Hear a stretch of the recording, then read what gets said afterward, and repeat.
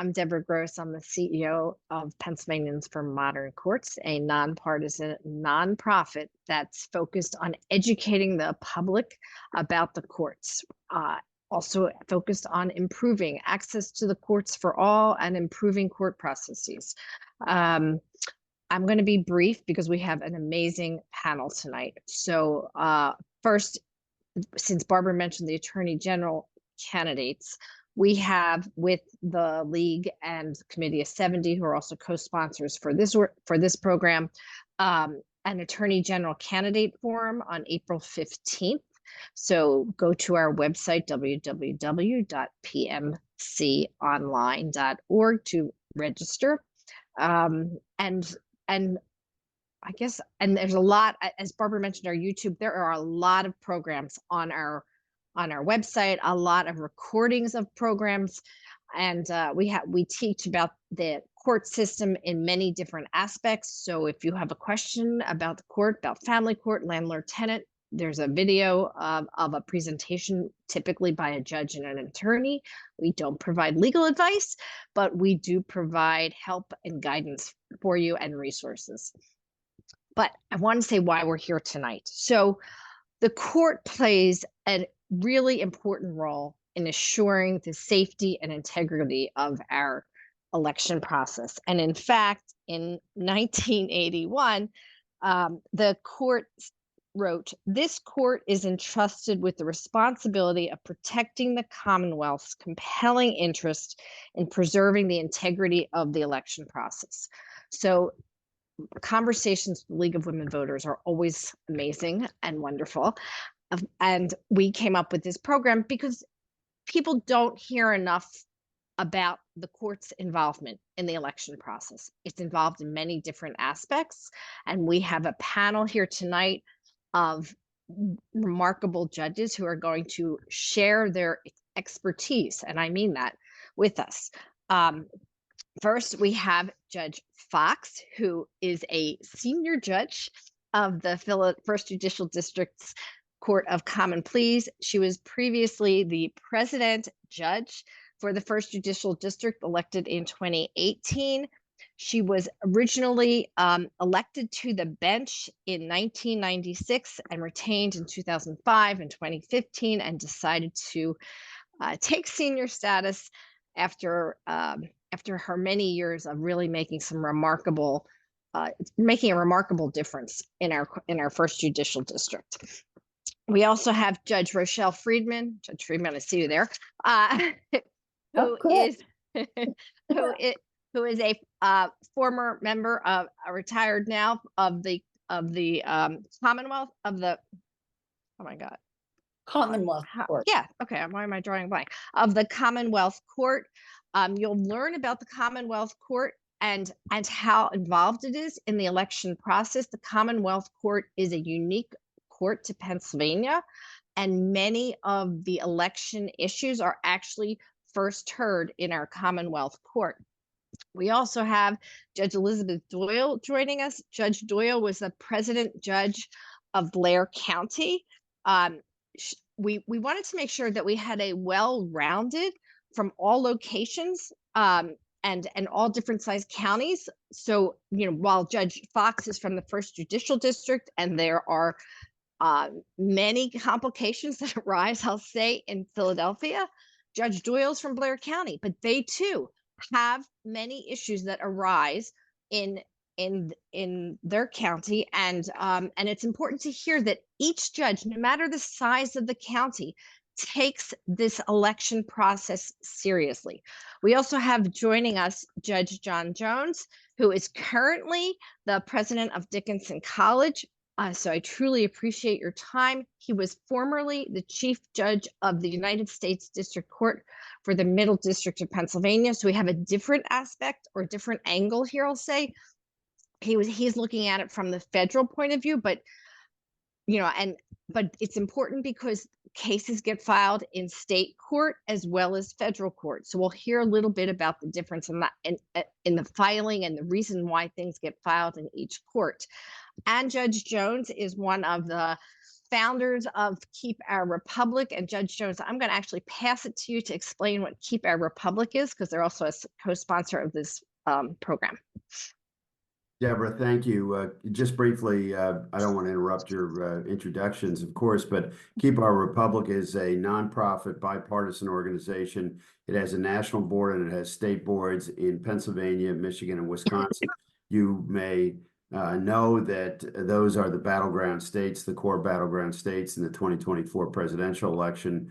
For those of you who are from the western part of the state, from Pittsburgh, one of the national board members is our former governor, Tom Corbett. We have others on the Pennsylvania board. I serve on the Pennsylvania board, former Congressman Charlie Dent, a number of different folks from around the Commonwealth on our national board.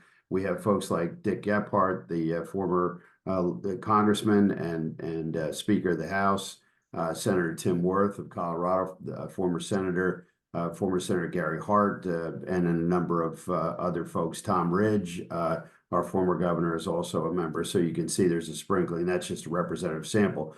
Keep Our Republic is responsible to or for anticipating problems with the 2024 election.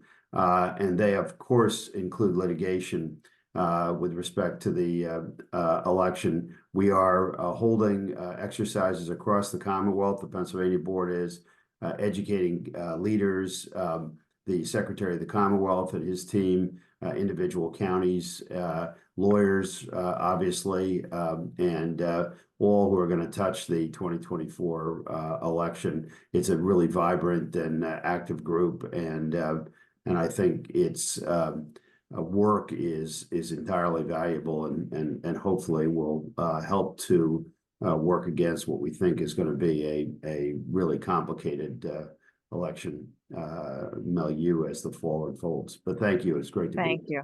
And in fact, Charlie Dent just wrote an editorial for Broad and Liberty, where I'm going to quote him: "With the presidential primary just weeks away, Pennsylvanians need to know that our elections are safe and secure, featuring tried and tested systems."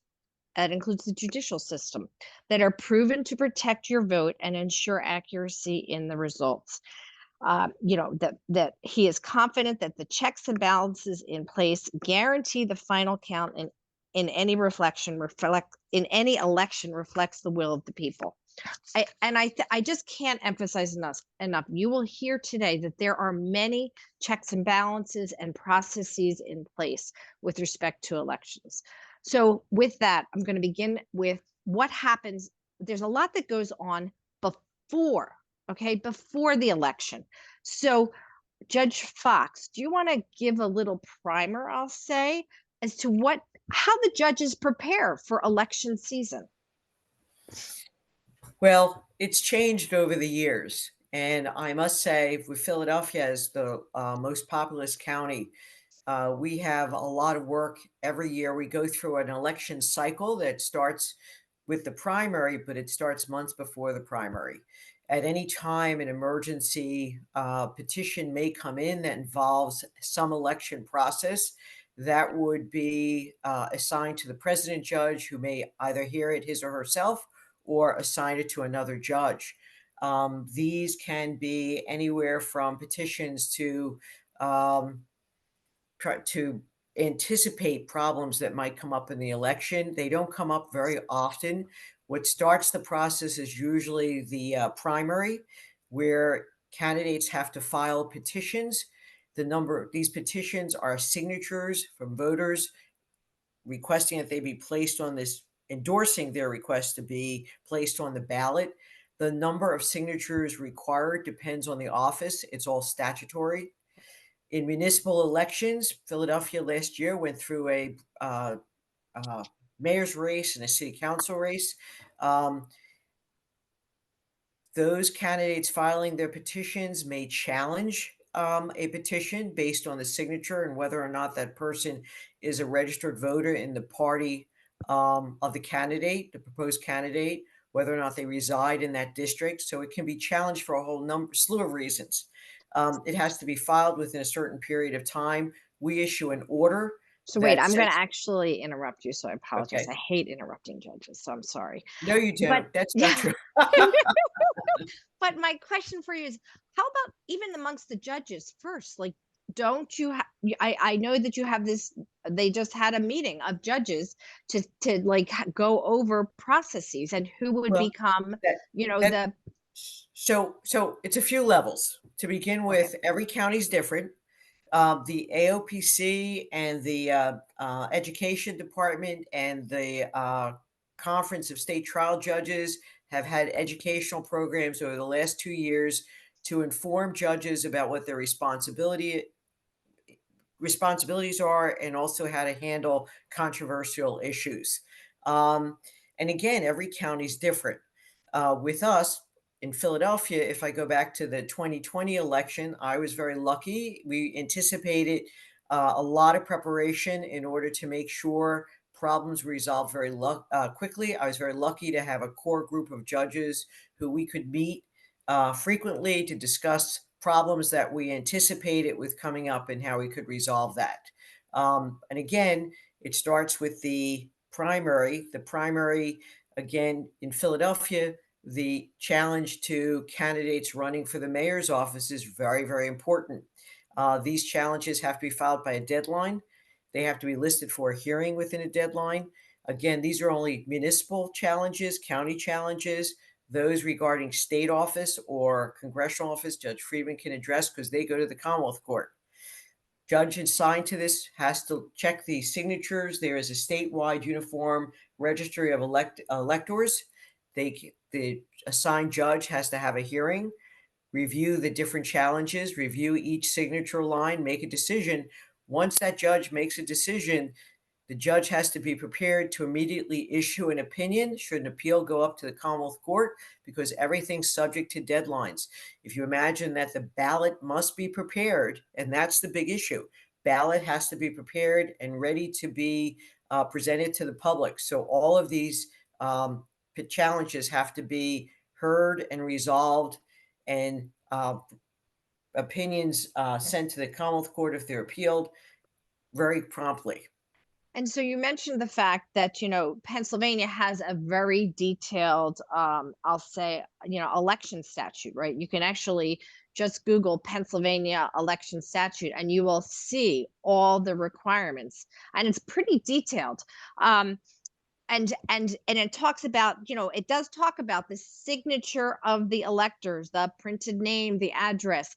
I know, Judge Friedman, we were just having a conversation about a recent case that was brought before the Commonwealth Court about signatories of electors. Do you want to discuss that? Well, there and take a step back and discuss the Commonwealth Court. Okay. Well, it's amazing because many of us have been on the court, but among all of the kind of cases that we do on Commonwealth, which involve government in one form or another, I always look forward to election court because there are always new wrinkles. And signatures are important, but it's really fascinating to me because for years, we would bring in these very large docket books into the courtroom that had the person's signature of when they first registered. And if a signature was challenged on a petition, we had people from the election department who would open the books. This is before computers. I mean, these are the huge docket books. And then we would have many times people who are supposedly experts in handwriting. And they would say, well, this isn't the handwriting that was in the book that recorded your signature. And now, and then the signature would be stricken if it was adjudicated that it wasn't the same and it looked like it was fraudulent or that it wasn't correct.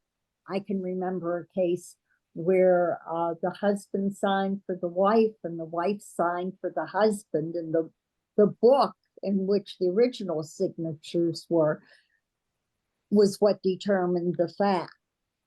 But then you get handwriting experts. And I remember we had two in particular in Philadelphia, and we have them in most of the counties.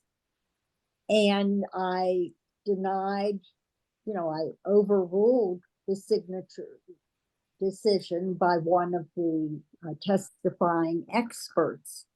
And afterwards he said, Judge Friedman, I don't understand why you didn't accept my testimony.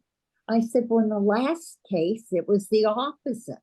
You told me how to look, what to see. And it was believed for a long time that if you had an expert witness who testified and was believed, that that was the end of the story. But the expert witness is only a witness, not an adjudicator. And so ultimately, the decision of whether the signature is a good signature, and there are different things that we look at and different things that are challenged, the expert witness was shocked when I said, I'm the one who decides the answer to the question. They just thought if they were an expert, their word was law. So that was fascinating for a while. But now we're winding up in terms of signatures alone, where because of theft of signatures these days, people aren't using what used to be their perfectly written signature. They're putting lines through them and squiggles and so forth so that no one can copy their signature. So it's very difficult. And we can't look back to the original dockets that they may have signed 40 or 50 or even 10 years ago, because their real signature today is different. So that's just one complication.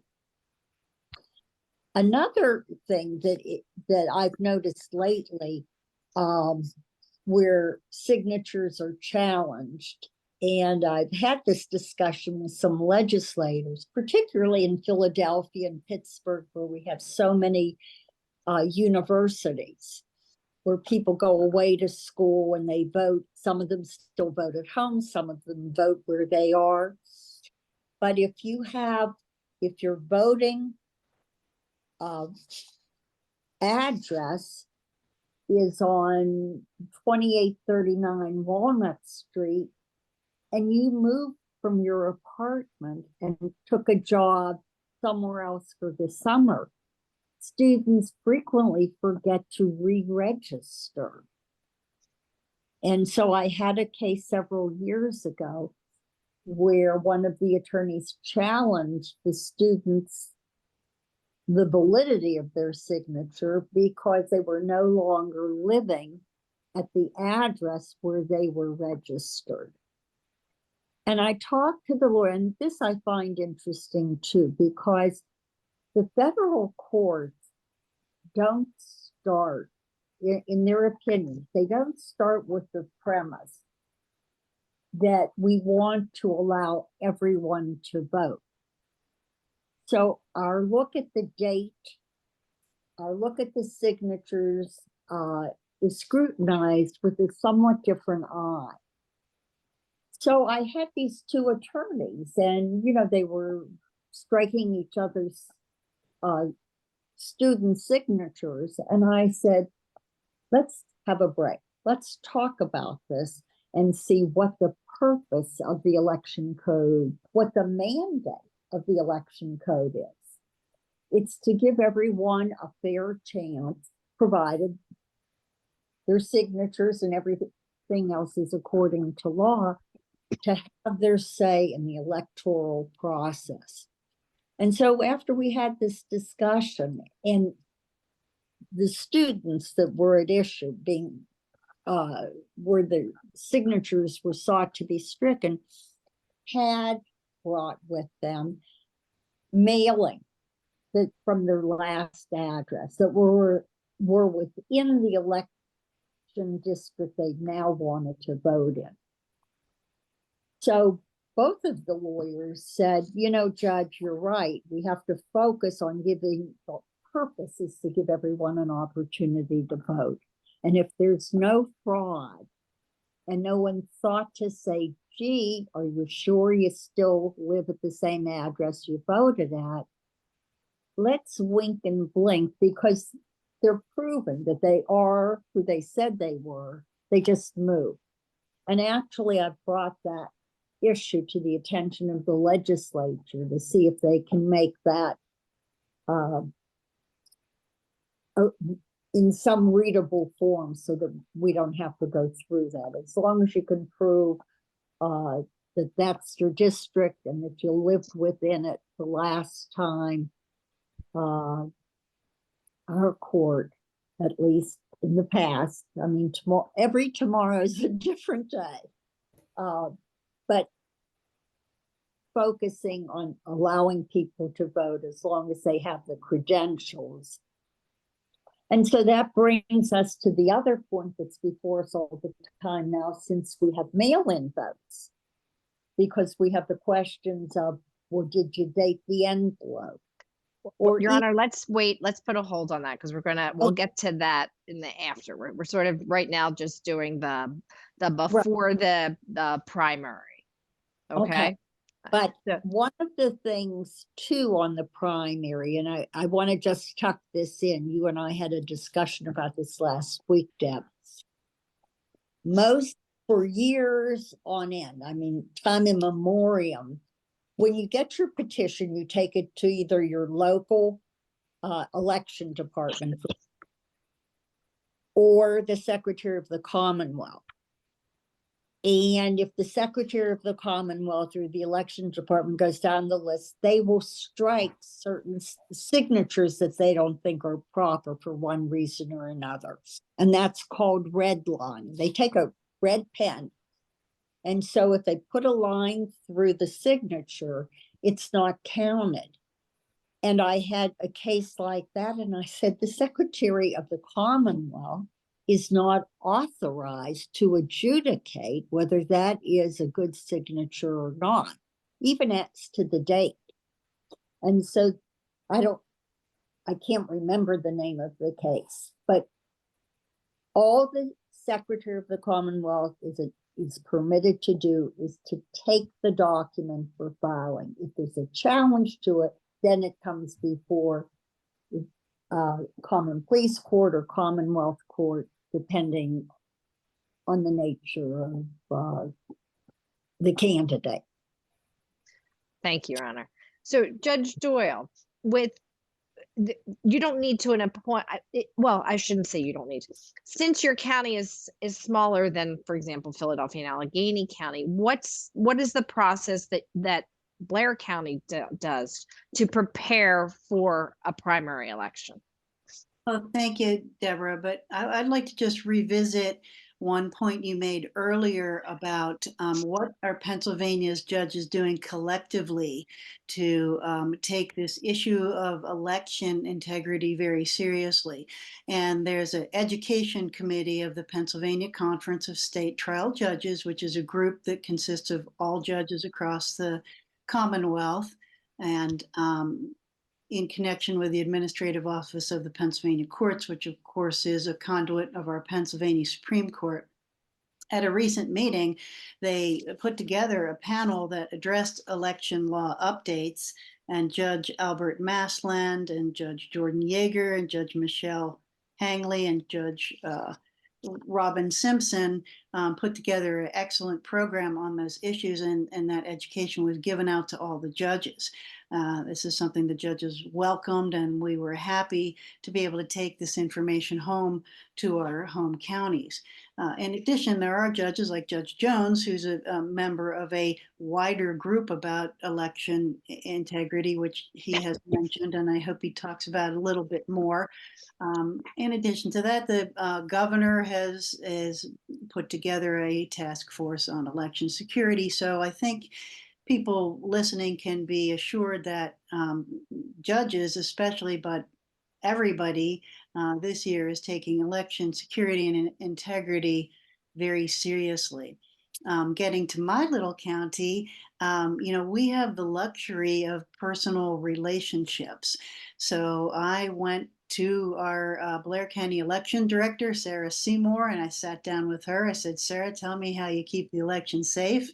And she talked to me for an hour and a half and told me everything from when the pre-testing of the machines that we have in Blair County. There are, as everybody who's ever voted knows, there are different names on different ballots in different precincts.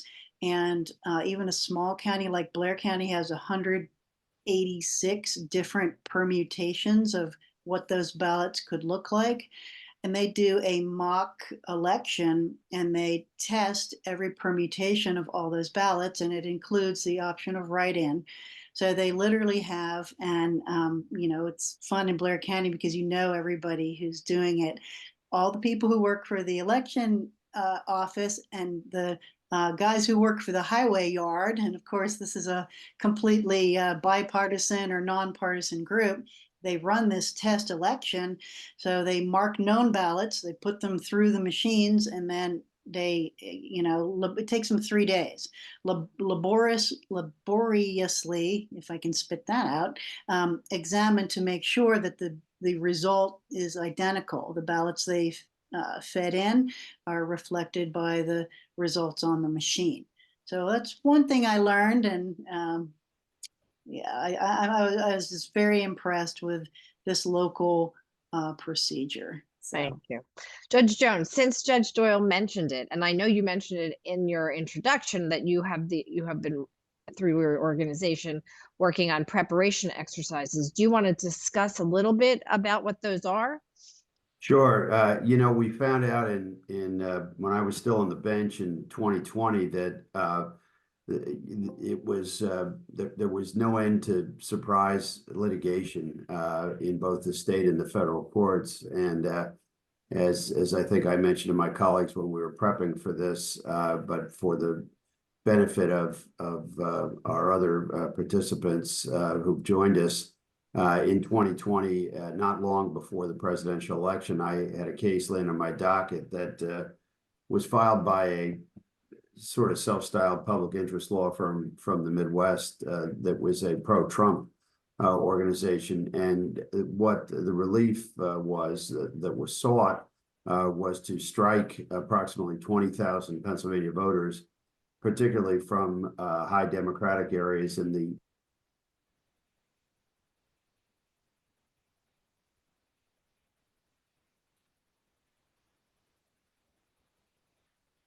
Judge Jones, you froze.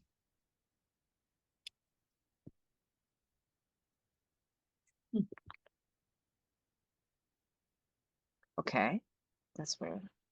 Barbara, you can hear me still, right? Okay. Oh, Judge Jones, we will come back to you, but you did just freeze. Okay. Hopefully, maybe you'll have to, I don't know how, Leah or Michelle, hopefully one of you will help us figure out why Judge Jones just froze. Okay, so I'm going to now move to the next part. So we have this pre-preparation, right, before the Deb, prime. Can I add one thing? Yes. In Yes. Philadelphia, because we are so large, and one of my predecessors started this procedure in Philadelphia where we have stakeholder meetings and representatives from both parties, as well as the election commissioners, the district attorney's office, the sheriff's office, everyone who's involved on election day meets with the president judge every couple of months before, every couple of days, weeks before the election, both the primary, post the primary, before the general election, and again after the general election, just to review the types of orders that are going out, the procedures that's going to are going to be followed, and everybody is part of that program. And to me, it's one of the most important things is to have everybody on the same page, working together to have the election run smoothly. how challenges are to be made, where the hearings are going to be conducted. All of that is agreed upon in advance with the stakeholders. And I know the president judge issues an order Yes, putting President that Judge out in the issues an order. public. I mean, Yes, and you know, that order is reviewed by the stakeholders and agreed upon. And it's interesting, like just to give you an example, in Philadelphia last year we had a city council election. Two candidates that one were from the Working Families Party. That's not a that was not a party that would come to the stakeholders meeting before that, but they were then invited to the stakeholders meeting so that all parties were represented at the meetings. right. Judge Jones, can you hear us? Yes, I can hear you. Okay. I just I filled in for you. Okay. I temporarily joined my colleague Judge Friedman in technological hell here. I don't know what happened, but to finish my narrative, it was an attempt on my docket to strike 20,000 voters who the plaintiffs alleged had died and weren't properly stricken. And of course, as we drilled into the facts, it was simply that the voters hadn't voted in successive elections. There were no death certificates, there was no proof. And so after some argument and some sparring, I dismissed the vote, or dismissed the suit attempting to strike the voters. The sort of punchline is that for those of you who remember post-election in 2020, Rudy Giuliani and others had a press conference at the Four Seasons Landscaping Center, and Rudy Giuliani roundly proclaimed that dead people voted in Pennsylvania. And he had a piece of paper in his hand. That piece of paper was my decision, which dismissed the lawsuit. So that's a footnote. And I give that example simply to say you don't know what's coming. And I just heard Judge Fox talking about, preparations. One of the things Keep Our Republic is recommending for different counties, and this would, conceivably involve those who are watching this presentation who are poll workers or who are volunteers and help, or lawyers who give of their time. We're advising that folks have tabletop exercises. And I learned about, I didn't know what a tabletop exercise was, quite frankly, when I was early on the federal court. They came into vogue in courts, in particular after 9/11, when, of course, a federal courthouse near Ground Zero was rendered uninhabitable for a period of time, and they had to switch locations.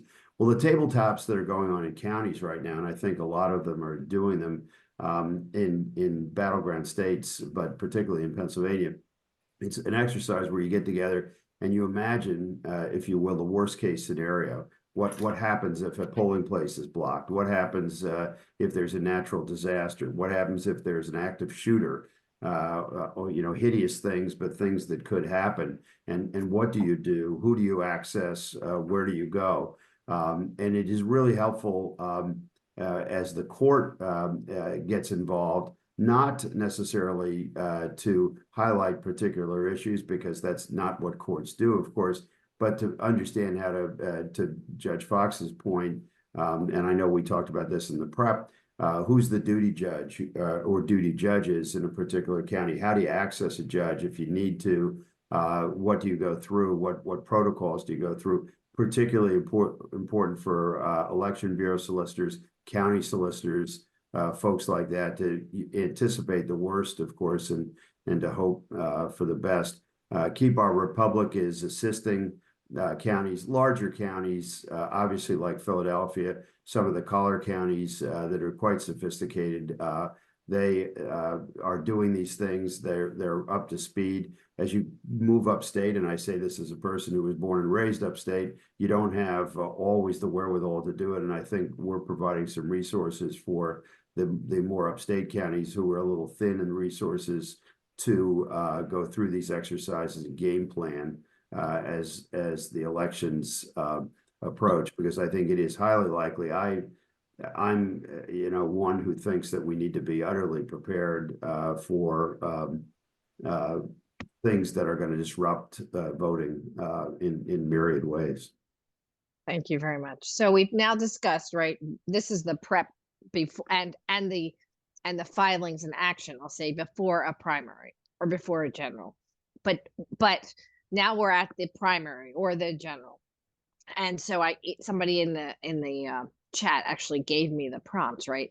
You know, what is elections court? What are duty judges? Who wants to take that? I can start that.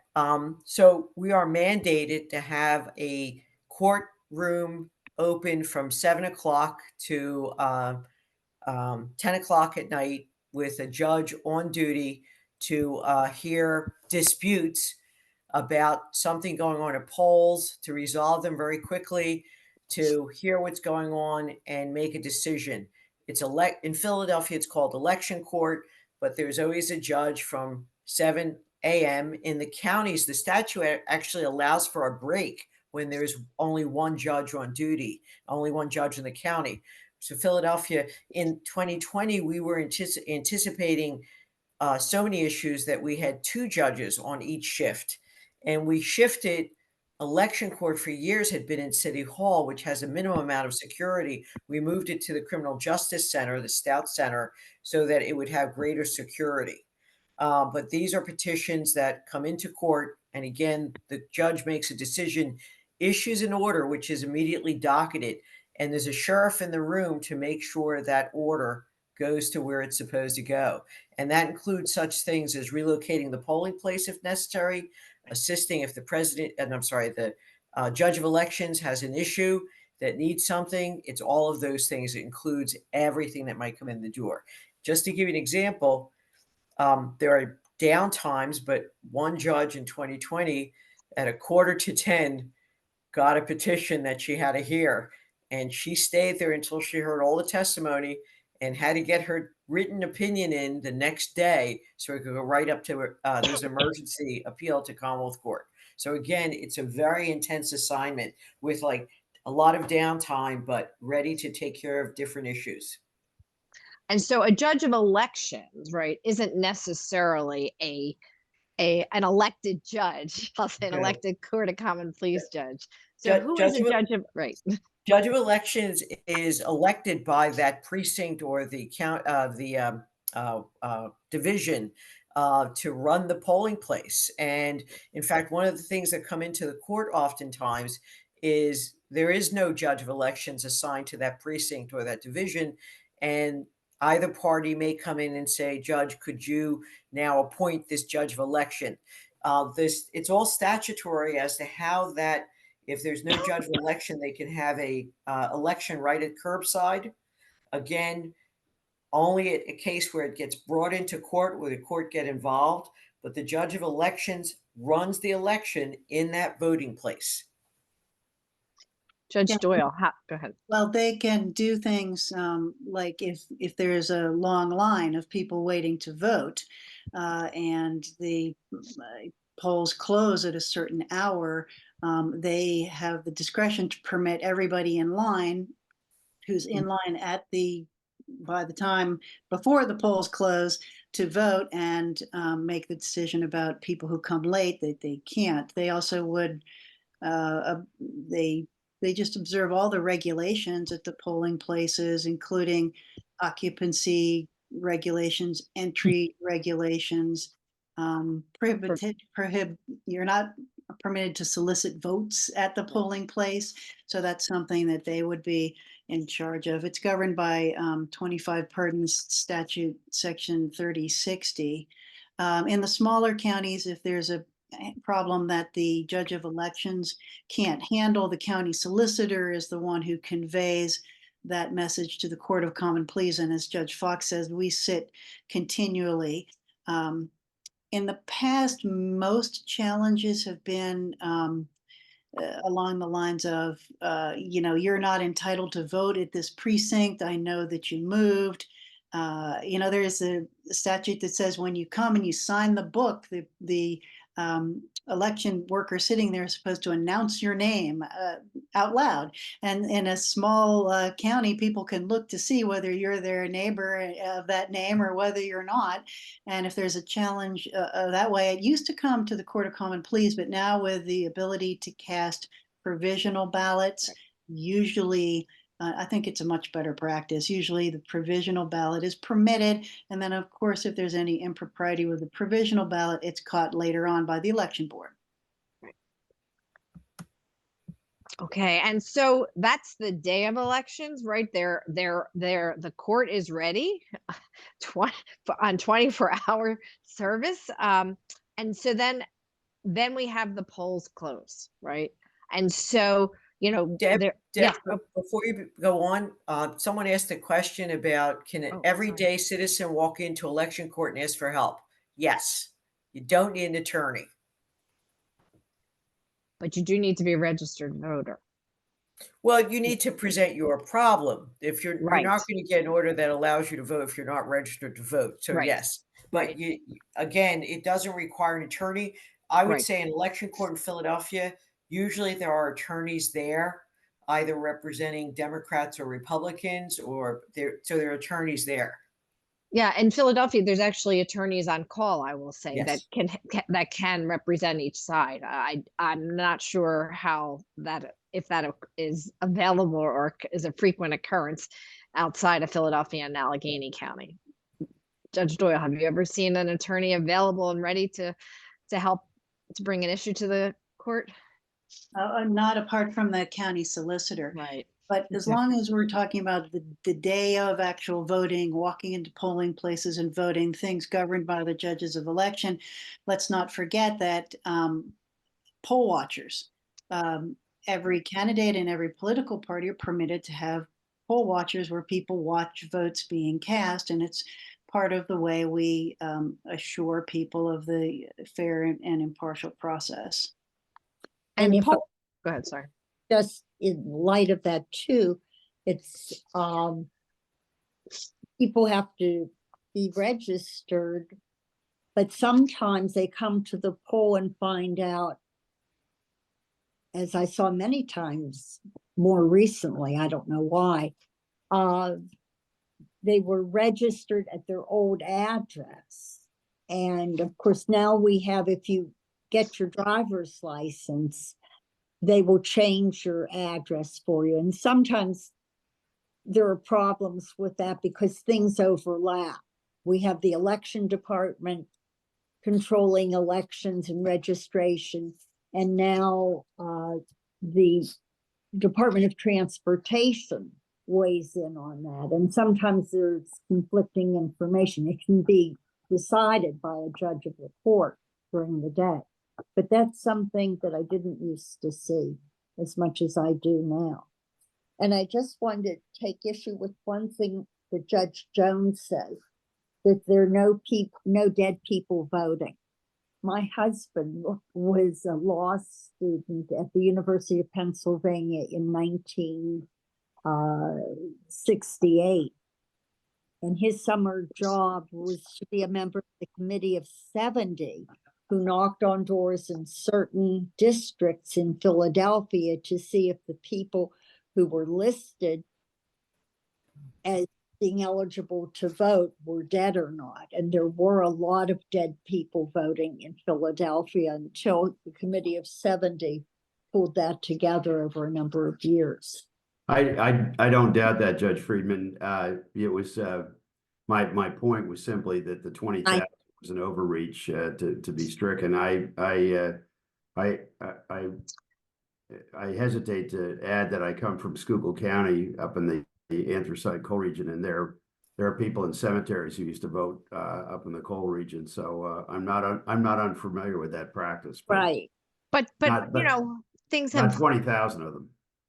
And honestly, because of computers and the internet, you know, and the voter registration rolls, a lot more double checking, right, has been occurring. And and when death certificates are filed, there's a system that actually checks a death certificate with the voting roll. So there are, you know, there are now processes in place for checks and balances. Absolutely. So there's a question in the chat, Deborah, that I think we should speak to, and it has to do with poll workers are important for election integrity. And boy, I couldn't agree more. In Luzerne County, for example, they've had a terrible time, not only getting poll workers, but also staffing their election bureau. They had a snafu in the election a couple of years ago, and it caused a great deal of problems. The election system or our free and fair elections don't work unless we have citizen volunteers. And some counties have really robust numbers of volunteers and poll workers. Others really strain to get folks out there. And I mean, I can't say enough, you know, having come through the political system myself years and years and years ago, these are some of the best people, very dedicated people. And you know, when you think about the integrity of the people who work the polls, it really it gives lie to a narrative that elections are being stolen, you know, polling place by polling place, because I have always found them to be, you know, some of the most dedicated people who work work for the public good. And I think that actually you can just Google, you know, how do I register to become a poll worker? But I'm pretty sure it's on pavotes.gov. You can register to become a poll worker if you're interested. And the question is to death certificates for voters. It really is up to the local election bureau. It can be cross-checked by the Department of State. It's not a perfect system, but you know, county by county, they tend to watch that pretty carefully. Without question, they're not 100% accurate, but that doesn't mean necessarily that somebody who's deceased, you know, is somebody's trying to vote for somebody on behalf of somebody who's deceased. But it's because we have in effect 67 separate sort of election fiefdoms. Yep. It's not as centralized perhaps as it could be. There is a question that I actually have never heard of. So if there's a question about what is a blue court order? Has anybody heard of that? Can I plug poll workers one time before we Yeah. answer that question? It's interesting, it's important, and it's fun, and there's usually lots of food. So that's my plug. Okay. All right. So all right. So now we've discussed the election day, the pre-election day, and now the polls have closed. So, you know, our election code tells states that they have to certify their general election results by a certain date. You know, and so, you know, there and so after the polls close, that's when the canvassing of even the provisional ballots, well, actually they can start that day of, right? The pre-canvassing only in Pennsylvania only starts the day of. Other states, pre-canvassing can start earlier, which means that there is a lot of work that has to be done on election day. And so I don't know who would like to take start with this, but you know, what does the court do after the polls have closed? The court doesn't get involved until post-election. There's a challenge that first gets decided by the Election Commission. And if there's a disagreement, there has to be a written petition filed within so many days of the decision, and then it has to be listed for a hearing. Prior to a few years back, that was not usually because of mail-in ballots, that's where it becomes an issue. But again, going back to 2020 election, we actually moved post-election court out of City Hall, out of the Stout Center, because they were doing the count at the convention center, and moved it to traffic court, which was in a separate part of the city, although accessible. And we took over 2 courtrooms down there so we could have those hearings. And judges volunteered to do this, the post-election challenges, ballot challenges, for a 3-week period of time, 3 judges a day from 8 a.m. to 6 p.m. for those challenges. Turned out everything was done by the end of the week, but because they were consolidated, but that's the post-election challenges that the judge is going to hear. And of course, the other to complement what Judge Fox said, the other issue that has arisen, and it's a total mess now, and it's going to arise again, I'm quite sure, is post-election recounts. Right. And that has been extremely problematic because the law is so muddled on that point. They didn't used to be an issue because there were very few recounts. Mandatory recount happens if the totals are within 0.05% of each other, but the other recounts that occur happen when someone alleges either fraud or impropriety, and they pay $50. Now, what's happened is that judges across the Commonwealth have interpreted that different, and sometimes in connection with a statute that was passed in 2004. I'm not going to try to get into the mind-numbing weeds, but the fact of the matter is that some judges require evidence of impropriety or fraud. Some judges do not. They read it as simply an allegation. It doesn't have to necessarily be proven. Some say the whole county has to be counted. Some say it's precinct by precinct that they have to be counted. There's a split on this issue. A couple of cases have gone up, but not, to my knowledge, to the Supreme Court. And I think particularly if Donald Trump, as it appears, is going to be the nominee, and if he loses in the election, I would guess that there would be multiple petitions for recounts that would be filed. It was so extreme in the 2020 election that 2 years after the vote, at the behest of an activist group in Lycoming County, the county commissioners actually ordered their own recount, and they did it by hand, as I recall, paid for it themselves, simply to placate people who thought that there was fraud in the election. That despite the fact that it wasn't even close. Trump had won overwhelmingly over Biden in Lycoming County. So I watch for that. It's unsettled. The law really requires remedial work, but I see zero chance that the General Assembly is going to do anything with it between now and post-election. Yeah, that's a very good point. I think that one of the issues that's going to come up post-election, I think that's one. And again, 67 counties in the state, it's going to be every county is different. I don't think we'll see that as much in Philadelphia as we will in other counties. And again, judges being prepared to know the law. And that's really what it comes down to. Judges whatever the law is, Judge Fox. Whatever the law is, right, right. Whatever the law is. But again, I don't know. It is still pretty muddled. But it's interesting. How do I say this? Lawyers, right, have duties, right, to not file frivolous, vexatious claims. So even in April of 2023, the Supreme Court, ruling in a Fulton County case about a motion to impound a voting machine, talked about how counsel engaged in, quote, sustained, deliberate pattern of dilatory, obdurate, and vexatious conduct, and have acted in bad faith. So, there should be a check provided by the lawyer's own duties, I'll say. Well, the aforementioned Rudy Giuliani has been suspended in a number of different jurisdictions, and part of those suspensions came from his performance in front of my then colleague, Judge Matthew Brand, in the Middle District of Pennsylvania. When he was asked, for example, the pleadings were shot through with allegations of fraud.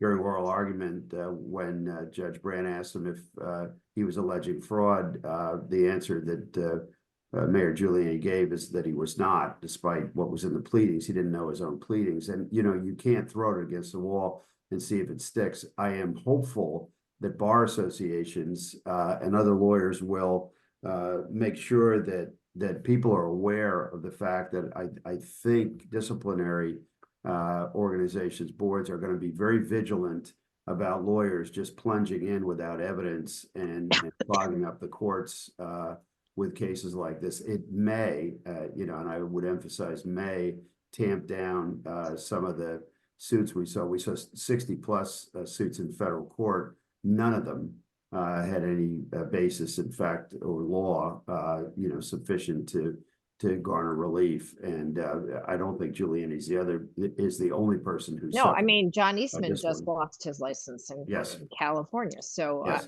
I do think that, and my, I guess I can't recall a prior election where so many attorneys, I'll say, have lost their license to practice. So I agree with you. I am hoping that is some kind of warning to lawyers to, and to show also that judges aren't hesitating to make referrals, right, to disciplinary boards, and that's part of the judicial check and balance. I just want to say, I don't know if we should have a presumption that lawyers who file these things or necessarily bring frivolous. No, I think it's important, right? I mean, what goes on national level is very different from what goes on here in our counties. I know there were challenges made in Philadelphia. I believe the attorneys who raised these issues acted in good faith.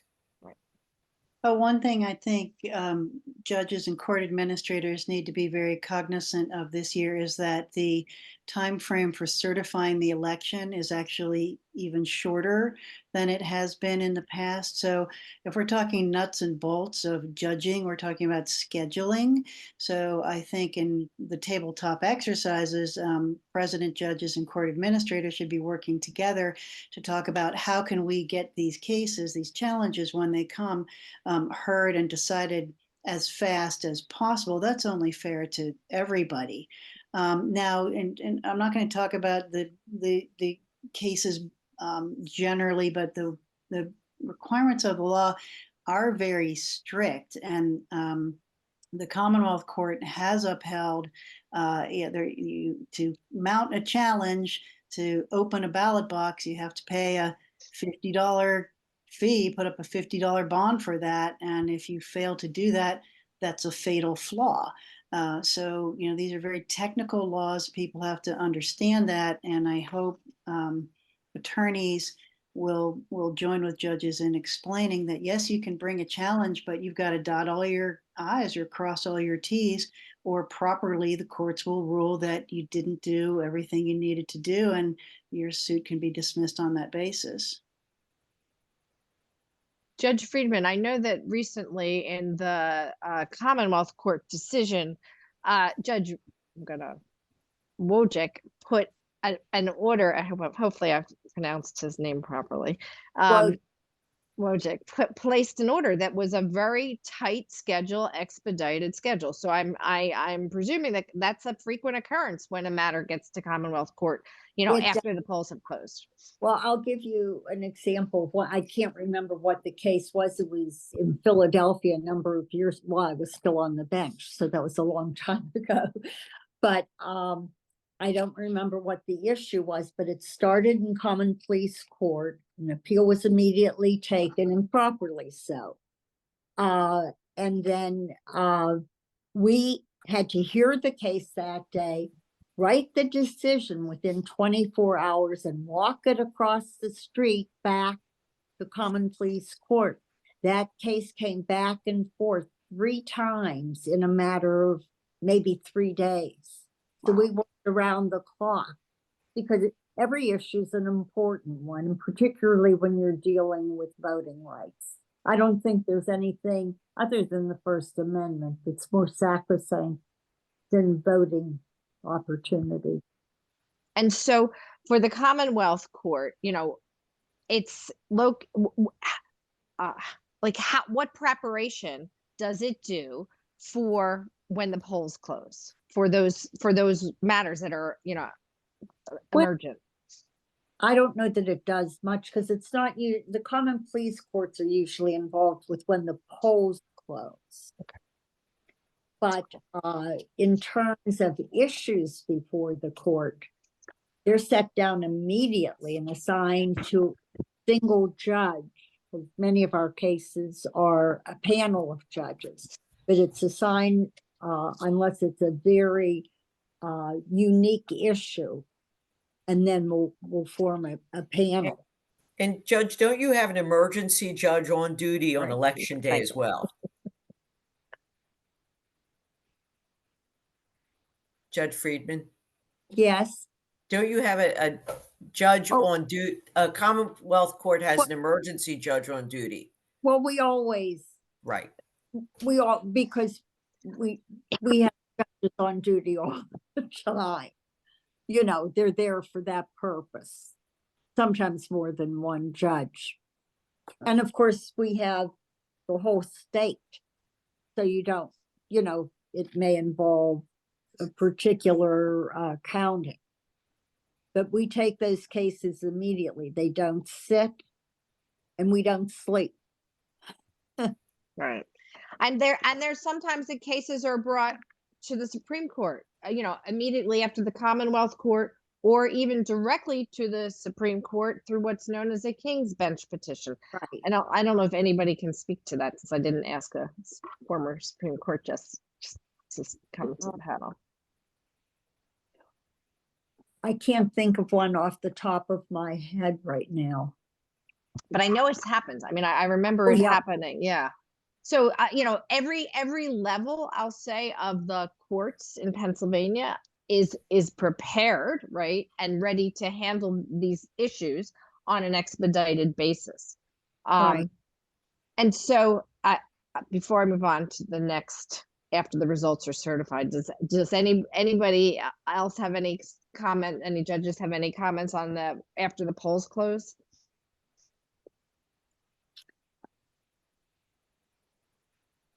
Okay, so now the polls have closed, the results have been certified, and now we still see, you know, a lot of resort, I will say, to the courts for various involvement.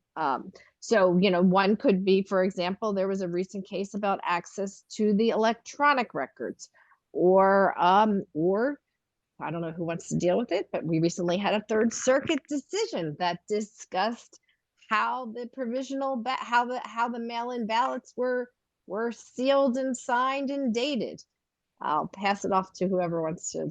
I can discuss what I can take happened. the latter one if you'd like, Sure. Deborah. That's an interesting scenario. There was a case that arose in the Lehigh County several years ago. A losing candidate in a county judicial election filed suit. It found its way to the district court, through the district court, where well, the allegation was that undated ballots should be counted. The district judge denied relief.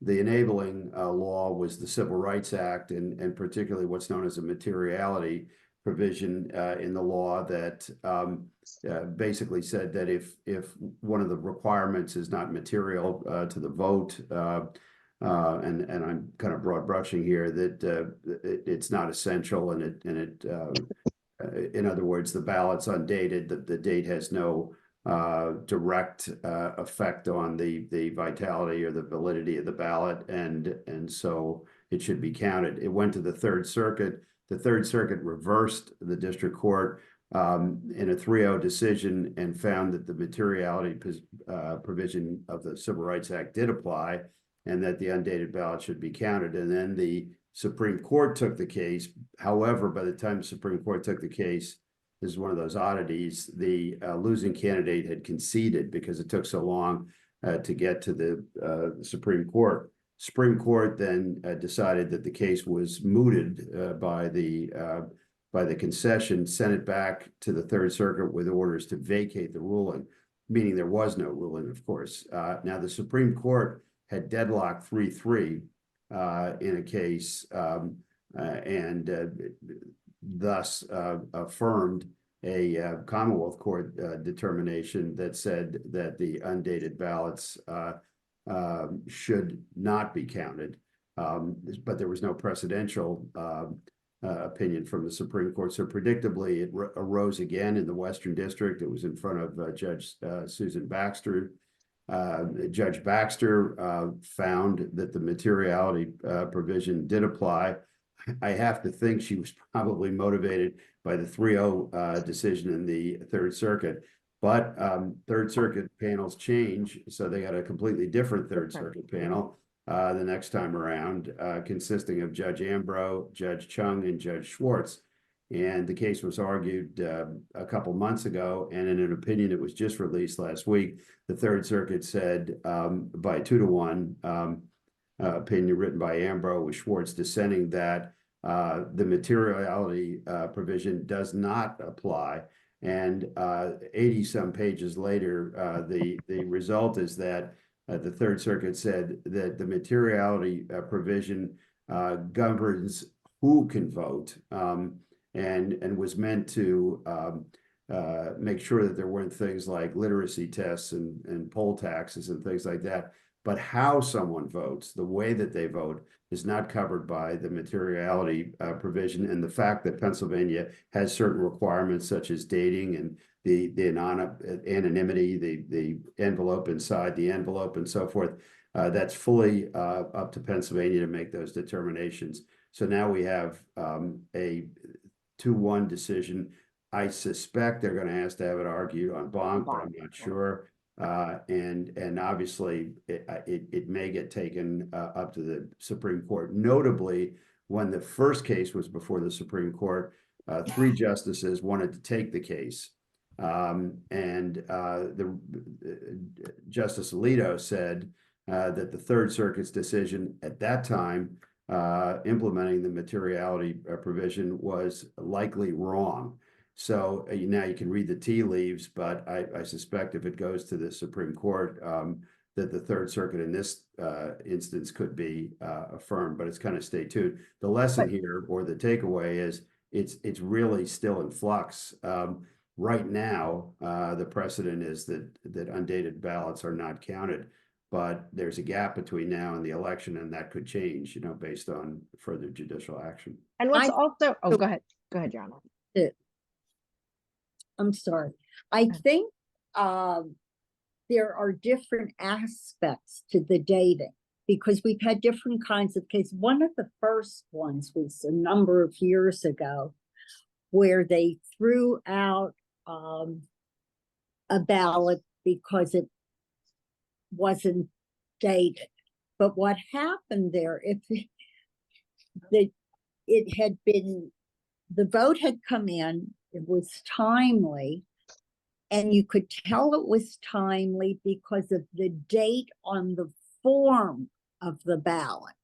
In other words, it was an earlier date that the person signed. Say, said, March 3rd on a nomination petition, and the form wasn't dated until March 19th. So there was a mistake. It's obvious. So all the dating things aren't the same. Some of them are actually material, and some of them they're material, but they're obvious. So you can't have signed a petition before the form on which it is was even created. And there was no allegation of fraud. It was a mistake. And otherwise, the ballot was good. So we've seen it, tweak different ways depending on that sort of thing. And as Judge Jones says, there's a case right now dealing with the dating. But, I'm concerned about dating with mail-in ballots when you already have the ballot in hand timely, and someone's challenging the date the voter put on the envelope, which makes it look like it wasn't. It was received. So it speaks for itself. I think it's a serious disenfranchisement issue that certain entities like to create a fuss about. I don't think they're all the same. But I also think what this shows is that there are so many different levels, right, of court involvement and as well, and in terms of even federal versus state, right? So Judge Jones was talking about the Civil Rights Act, which is a federal right, and the court was asked to interpret a state statute. So there is a lot of, and the Pennsylvania Supreme Court has addressed this issue as well. So there are, I'll just say there's a lot of involvement in election decisions. and challenges. And there's a lot of different, more creative, I'll say, election challenges now as well. Judge Doyle, is there anything after the votes are certified that has come to the attention in Blair County? Well, to go back to talk a little bit about some of the themes we were just talking about, one thing I don't think people understand is that, with our 67 counties in Pennsylvania, one size cannot fit all. And also we like the discretion in Pennsylvania to have different boards of elections do things differently. Now that does cause some confusion sometime. Let's just talk about drop boxes, okay? They're okay in some counties. They're not okay in other counties. We don't have drop boxes in Blair County. Other counties do. That's our individual decision. It's not right. It's not wrong. But I can understand why it's really confusing to people because of different practices in different counties. But I think one thing we really have to emphasize with this election is good faith. You have to have the faith that your neighbors in other counties are acting in good faith. And if they've chosen to have drop boxes, even if you have made the opposite choice, they will make sure that those drop boxes can't be tampered with or any wrongdoing is ever involved. Again, talking about actually during the canvassing or counting of the votes, not only can there be observers there, just as there can be when you vote, if your vote is rejected, the statutes say you're to be notified of that, and then you can bring a challenge to the Court of Common Pleas if your vote is rejected and you think it was improperly rejected. And that brings me to one other thing that people think, or at least the news outlets appear to think, that the election is over on election day. The election is not over on election day. The election doesn't even begin to be over on election day. The canvassing doesn't begin until the first Friday after the election. So, I think these are misconceptions that if people would think about them more, there would be less tendency to assume any kind of wrongdoing or chicanery. I don't know if I answered your question, but That's a good point. I hate to leave us as we're almost ending with a question hanging in the air, but there's something very interesting that happens now in the presidential election of 2024 because of the Electoral Count Reform Act.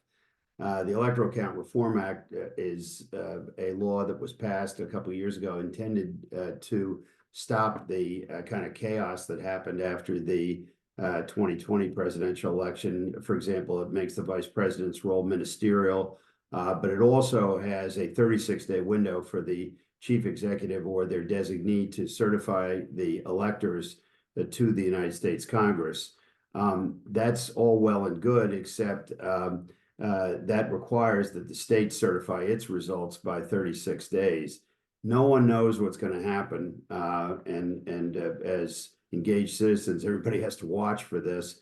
If states like Pennsylvania, obviously, which should be certifying its election within the month of November, well in advance of the 36-day deadline, if they don't certify it and they overlap the 36-day deadline, I'm not sure what exactly happens and what the recourse is at that point, because it's not written into the statute, and it's tension between state practice and a federal requirement of certification. So that's sort of stay tuned, and that goes to Judge Doyle's point about so much happens after the election, and things like recounts that I talked about earlier can really, grind the gears of the election apparatus and cause a certification not to occur in a timely fashion. So we just don't know what happens if the 36 days are exceeded. What the law also does, of course, is it eliminates the opportunity for what are called faithless electors or alternative slates of electors. There's only one certified, but when that's going to happen, if it happens on deadline, it remains to be seen. Well, I had a situation when I in one of the times I ran for common pleas court, and I had an appellate issue at the end of the count, and I couldn't file my appeal because the record hadn't been certified. They just forgot to do it. And I waited, and finally they certified the record. And when I filed my appeal, they said I was late because it exceeded the number of days for certifying the record. And I proved to them that they never, because I kept asking, I kept going to the Secretary of the Commonwealth and saying, have you certified the record yet? And they hadn't. So there can be all sorts of glitches along the way. And They- so, oh, go ahead, sorry. No, go ahead. So I just wanted to say, is there, ask if there's anything that you guys, each of you wanted to say as a sort of a closing. I mean, we've hit each of the aspects of, I'll say, the process. But I think it's, the calendaring and preparation and anticipation and making sure that lawyers are good at this, right? Lawyers are good at making sure all risks are covered. That's what we're taught in law school. It's the what if. So are there other things that you've taken into consideration in when you were judging, because I know you're all retired or senior judges now, that you had to take into consideration after the election? Well, one thing years ago when Judge Kate Ford Elliott, when Kate ran the first time for Superior Court judge, for some reason they had the ballot. She ran in an even year and won the race. And then they undid the win because judges can only run odd years.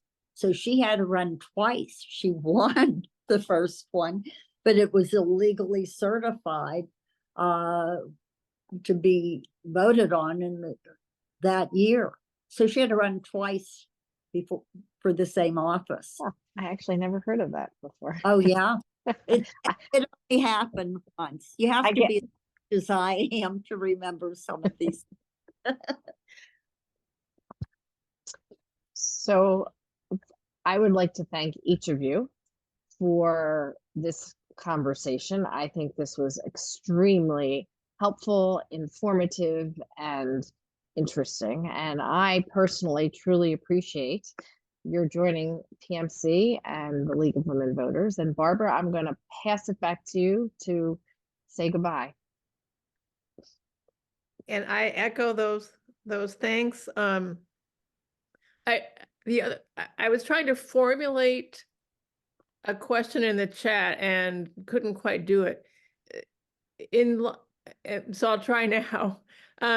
We have seen, obviously, with the last couple of years, perhaps I think a greater role of courts in elections, or at least a far more prominent role for courts.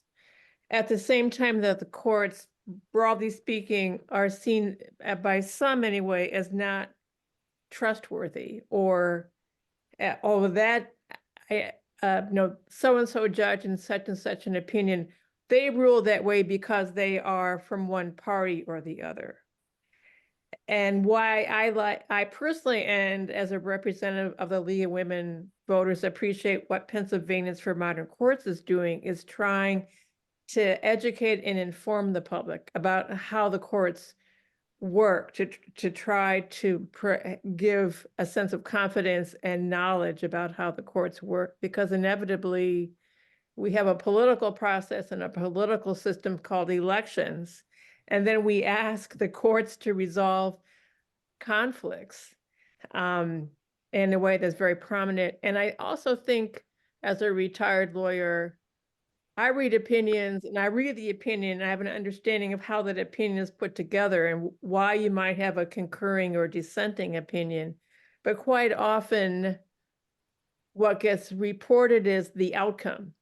But the court rules this way and this particular court decision and conflict, but there's rarely any real digging into how and why the court came to that decision. And so maybe I would actually like to ask if the judges on the call could just weigh in briefly about what the courts can do or what judges can do to better inform or explain their decisions, to try to have their decisions have confidence and that their decisions are sound.